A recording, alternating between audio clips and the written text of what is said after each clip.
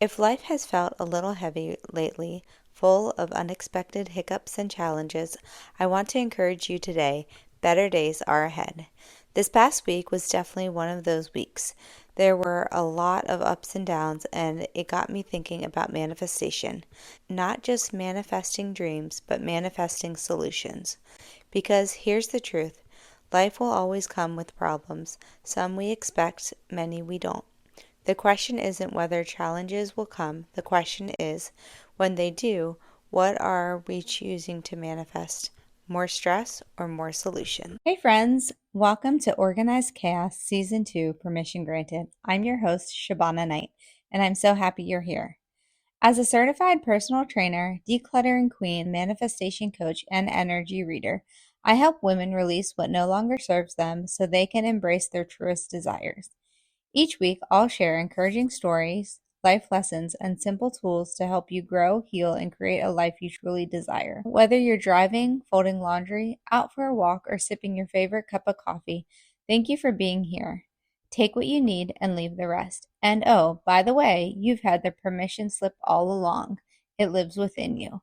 Now, let's dive into today's episode. Welcome back to another episode of Manifesting Monday. I'm so happy you're here. Let's dive in. If life has felt a little heavy lately, full of unexpected hiccups and challenges, I want to encourage you today. Better days are ahead. This past week was definitely one of those weeks. There were a lot of ups and downs, and it got me thinking about manifestation. Not just manifesting dreams, but manifesting solutions. Because here's the truth, life will always come with problems. Some we expect, many we don't. The question isn't whether challenges will come. The question is, when they do, what are we choosing to manifest? More stress or more solution? I truly believe we have more power than we realize. Our thoughts shape how we experience our reality. Problems are inevitable, but how we respond is completely up to us. Instead of asking, why is this happening to me? I have been focusing on asking, what is the solution? Let me tell you about my week. Last Wednesday, I shared a story about our portable AC unit leaking in the bedroom. The drain plug in the back had come loose. The water had been quietly leaking behind the unit, soaking the carpet underneath in the corner and underneath our bed. The strange part, I never stepped into the water. It had all pooled behind the AC, so I didn't even realize it was happening until the smell became really bad. When I pulled up the carpet pad underneath was completely soaked. We removed the damaged padding, dried everything thoroughly, and thankfully things are getting much better. When something like that happens, my brain immediately goes into problem-solving mode. I start thinking, do we buy a carpet cleaner? Do we rent one? Can we borrow one? I reached out to 3 different people, and the third person had one we could borrow. Problem solved. One of the things we're really working on as a family is being wiser with our finances. Spending $100 to $200 on a carpet cleaner we may rarely use didn't make sense when borrowing one was a better solution. And then the next day, another challenge came up. One of the kids was doing the dishes, which we have been encouraging more of this summer, the kids helping out more around the house. And somehow one of my double shot glasses went down the garbage disposal before he even started doing the dishes. And, well, confession part, I love drinking out of those double shot glasses because it's like the perfect amount of milk to drink. But anyway, so I had gone down the disposal and my son didn't know it, and he had turned on the disposal. Crunch, crunch, crunch. I was upstairs when it happened, but he came running upstairs and said, "Why did you put a shot glass in the garbage disposal?" I laughed and said, "I definitely did not do that on purpose." I told everyone not to touch anything because I have the smallest hands and I take care of it. For the next 45 minutes, I carefully pulled out what felt like a million tiny pieces of glass while wearing 3 layers of gloves so I wouldn't cut myself. But that whole situation could have shown another way. I could have yelled, cussed, screamed at my kid for making that mistake, for causing us thousands in repairs, wasting my time, cleaning it out, being pissed off all night, and not gone to his baseball game and blamed him for the mess. But I didn't. I laughed. I took a deep breath. I gave clear instruction, don't touch anything, and I'll figure it out. His hands wouldn't have fit in the drain anyway, so I knew I had to take care of it. Eventually, I thought I had everything out. I turned on the disposal, and nope, it was not cleaned out yet. Of course, we had to leave for Ryan's baseball game, so while we were there, I started Googling possible solutions. Many solutions online, like don't do it yourself, call your plumber, get someone else to fix it, unplug it, unscrew it, XYZ. But then I came across a solution that I was like, oh my gosh, duh. So it was get the shop vacuum and vacuum it all out. And of course, after getting all the large pieces out with tweezers or pliers, they recommended. And so when we got home at 9 p.m. that night after the game, I was vacuuming the garbage disposal. Then came the moment of truth. I took a deep breath and thought, either way, it's going to be okay. I flipped the switch and had the water running at the same time, and it worked perfectly. Everything was clear, thank God. Again, instead of immediately assuming we needed to call someone and spend anywhere from 100 to 500 or more, I paused, I gave clear direction, I put on gloves, I got dirty, pulled a bunch of glass out, and reached, and thankfully it worked. And we did not need to call a handyman to take apart the disposal and fix this simply but sharp mistake. Then came the baseball hiccup. Ryan's last game started on Wednesday, but an inning into the game, it started thunder, lightning, and of course raining. And so the umpire called the game, and it got scheduled for the following night. So for baseball, for Ryan's baseball team, my husband runs Game Changer, so that's the scoring system. And since the game got moved to Thursday night, he had prior plans to take the youngest and to borrow the horse and the trailer and take her to a covered arena so she could practice for the horse show this weekend. So then he was conflicted and frustrated, but he was just like, nope, I said I would take the youngest to practice horse stuff so you can take Ryan to the game, and I guess we just won't have Game Changer for the last game. And then I went into a problem solving mode because ultimately, like, he's such a good dad and his heart wanted to do both things, but realistically, like, it wouldn't have worked for him to do horse stuff and then flip and turn around and be on time for the game. But he was like really trying to make it work. And so then I was like, okay, there has to be a better way. So I moved my schedule around. So Thursday during the day, I was able to take her to the farm to practice. It wasn't a covered arena, but it was still more practice and time for her to spend before the weekend for the horse competition.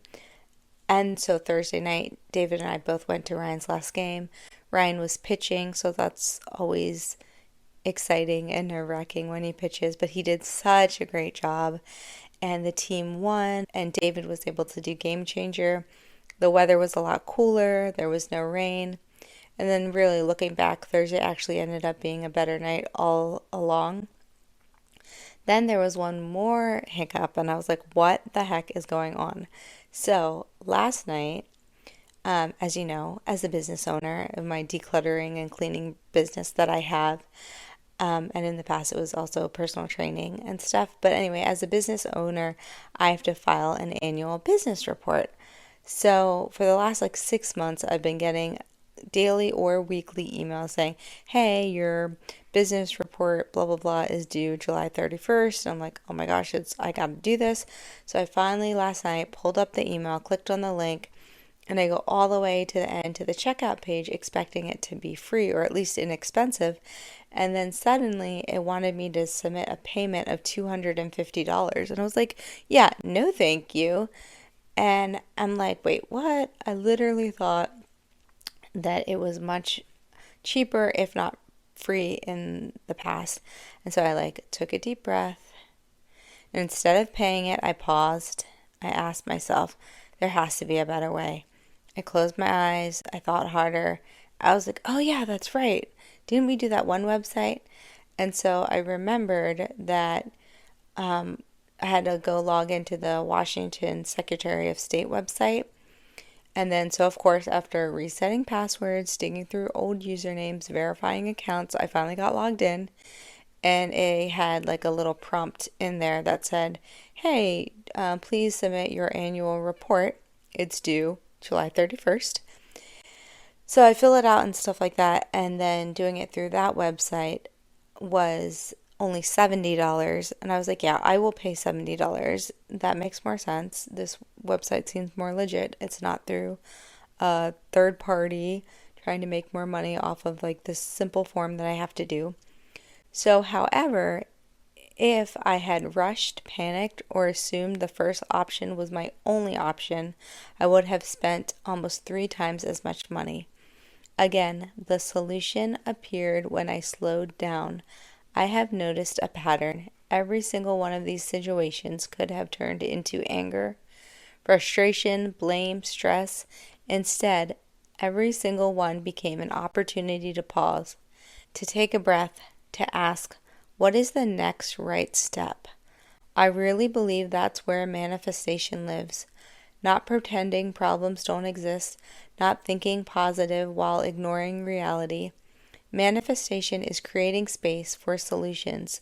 The solutions are all around us. Sometimes they're in a Google search, sometimes they're through a friend, sometimes they're in a conversation, sometimes they're hidden inside a memory of how we solved something before. But we have to get quiet enough to hear them. Last night, after finishing my business filing, I stayed up until about 1:30 organizing business receipts, matching bank statements, and making sure everything balanced. I also threw away receipts I no longer needed. It felt so good to get organized. I truly believe that when we organize our finances, we are sending a message, a signal like Wi-Fi, that we are being good stewards of what we have already been given and are saying, hey, Gus, God, universe, source, I'm ready for more financial abundance. When we are faithful with the small things, He will bring us more. Have we been faithful in the small things, like organizing our business receipts, not buying a carpet cleaner when I can borrow one instead? Use the network you have, ask for the support, believe that the solutions are already all around you, because they are. As I looked through everything last night regarding our finances, I realized just how much we have manifested financially this year. It honestly stopped me in my tracks. I became overwhelmed with gratitude. During this season, when I feel like I am not working enough, or I'm not doing enough, or I am somehow falling behind, Gus, God, universe, and source has always provided through many different avenues of David's jobs, of tax returns, from family to friends, even strangers at times. So much gratitude, and it all adds up. It's not always about the money. It is the random free coffee drink, or when your friend covers lunch, or hitting all the green lights when you're running late. So many blessings.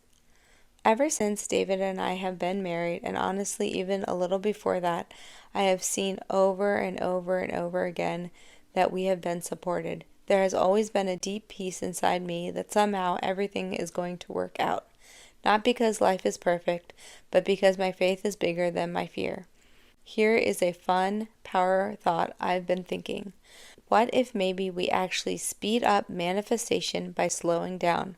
Think about it. The faster we panic, the harder it is to hear wisdom. The more overwhelmed we become, the harder it is to see the next step. But when we pause, when we take one deep breath, when we open our hands and simply ask, God, what am I supposed to do here? It's amazing how often an idea comes, a memory, a phone call, a person, a simple next step. Maybe it's joining the gym, maybe it's calling a friend, maybe it's taking a walk, maybe it's borrowing instead of buying, maybe it's checking one more website before spending the money. The answer often comes in very small ways, but then we have to take the action, because manifestation isn't just receiving inspiration, it's receiving guidance and then taking aligned action. I truly believe we are at our most powerful when we become still, when we listen, when we trust, and then when we move forward with courage. So today I want to leave you with 3 journal questions because we know life will always have challenges. 1. What solutions are you choosing to manifest? 2. How can I trust Gus with this challenge? 3.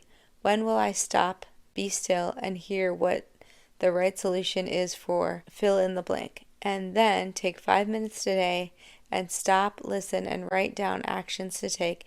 And if you want to take it a step further, write the action on your calendar because what gets scheduled gets done. Now remember, maybe the miracle isn't that the problem disappear. Maybe the miracle is becoming the kind of person you trust they will always find the next solution. Here are 3 mantras. I release the problem and welcome the solution. 2. I trust that the right answer will come at the right time. 3. I slow down, listen, and take aligned action. I hope you were able to see how all the stories all connected through one central idea. Every problem became an opportunity to pause, trust, and manifest a better solution instead of reacting with fear, frustration, or panic. None of the problems disappeared instantly, but each one was resolved because I stayed calm, stayed curious, and took the next right step. Now, here are the takeaways. 1. Every problem has a solution. You just have to slow down long enough to see it. Panic clouds your thinking. Peace creates space for wisdom. 2. Your response has more power than your circumstance. You cannot always control what happens, but you can choose your attitude, your thoughts, and your next action. 3. Faith and aligned action work together. Trust the guidance you receive, then take the next step. Often the solution appears one step at a time, not all at once. Life will always have challenges, but you get to decide if you are going to manifest more stress or more solutions. Please remember, you've got this. We should talk soon. How about Wednesday for Weigh In Wednesday, where I will have a new wish for you. Pop quiz. Do you remember what last week's Weigh In Wednesday wish was? It was to drink more water. I've been doing better. I'm not at 80 ounces yet, but I'll get there. Till next time, know that I love you and I'm incredibly proud of you. You're amazing and the world needs you. Happy manifesting. Love you. Bye. Hey you, yes you. Thank you so much for listening to this episode. This episode is brought to you by My Energy Readings.